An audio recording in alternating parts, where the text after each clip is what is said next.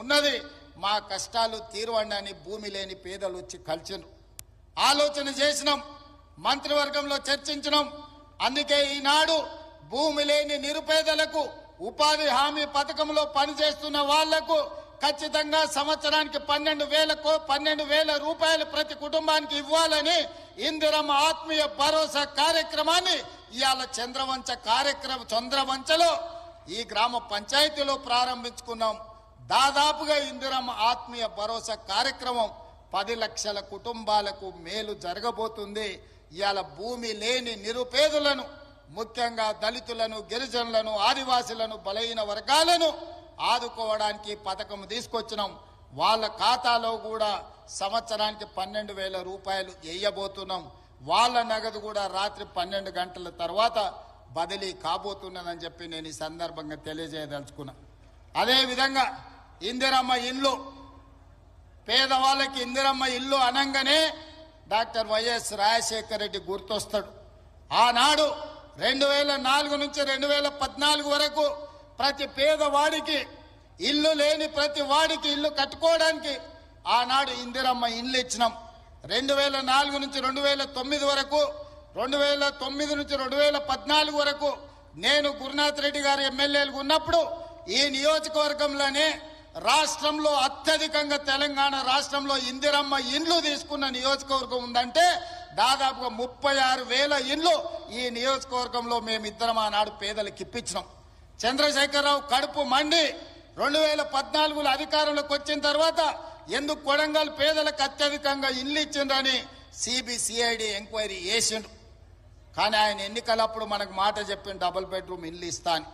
నేను అడుగుతున్న ఈడున్న కొడంగల్ శాసనసభ నియోజకవర్గ యువకులను చాలా మంది ఇక్కడికి వచ్చిండ్రు మీ గ్రామాలలో ఎవరికైనా డబుల్ బెడ్రూమ్ ఇల్లు వచ్చిందా ఎవరికైనా వచ్చిందా మొత్తం మన నియోజకవర్గంలో కూడా ఏ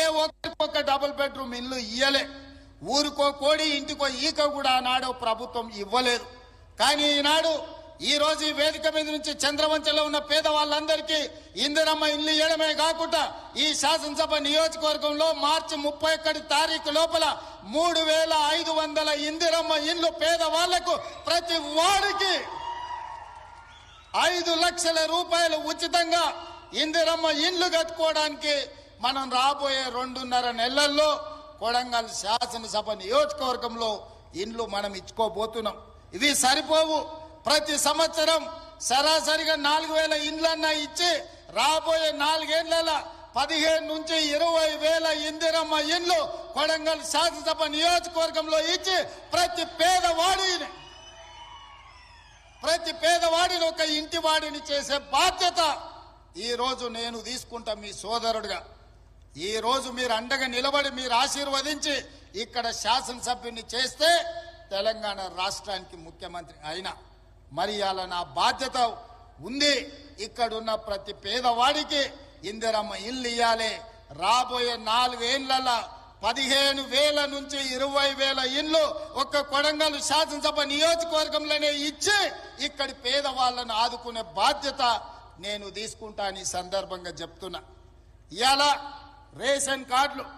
ఎక్కడికి పోయినా పేదలు మాకు రేషన్ కార్డు లేదంటున్నారు చంద్రశేఖరరావు గారు గొప్ప మేధావి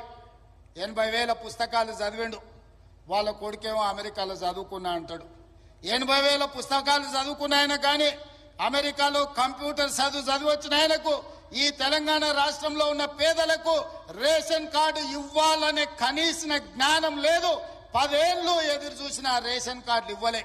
అందుకే ఇవాళ ప్రతి గ్రామంలో ఉన్న పేదవాడికి రాష్ట్రం మొత్తంలో 30-40 లక్షల కుటుంబాలకి ఇవాళ రేషన్ కార్డులు లేని ప్రతి వాళ్లకు రేషన్ కార్డు ఇవ్వాలని మన ప్రభుత్వం నిర్ణయం తీసుకున్నది రేషన్ కార్డు ఇచ్చిన ప్రతి వాడికి సన్న బియ్యం పంచే కార్యక్రమాన్ని కూడా మన ప్రభుత్వం తీసుకుంటుంది ఇవాళ రేషన్ కార్డు అనేది పేదవాడి యొక్క గుర్తింపు ఆధార్ కార్డు ఎట్లనో రేషన్ కార్డు కూడా అట్లనే ఎక్కడికి పోయినా ఏమున్నా